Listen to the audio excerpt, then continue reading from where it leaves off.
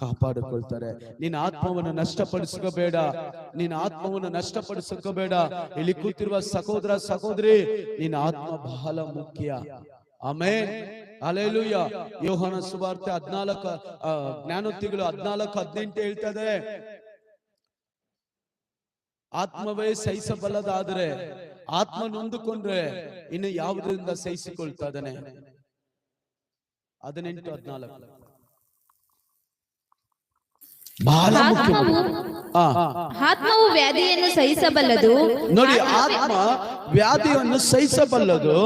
ಆತ್ಮವೇ ನೊಂದರೆ ಸಹಿಸುವವರು ಯಾರು? ಅದು ಸಹಿಸುವವರು ಯಾರು?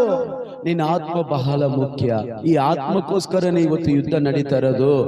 ಇವೆಲ್ಲ ಕಾರ್ಯಗಳು ನಡೀತಾ ಇರೋದು ಈ ಆತ್ಮ. ಈ ಆತ್ಮ ಕಾಯಬೇಕು, ಈ ಆತ್ಮ ಕಾಪಾಡಬೇಕು, ಈ ಆತ್ಮ ದೇವರ ಸನ್ನಿಧಾನಕ್ಕೆ ಹೋಗಬೇಕು.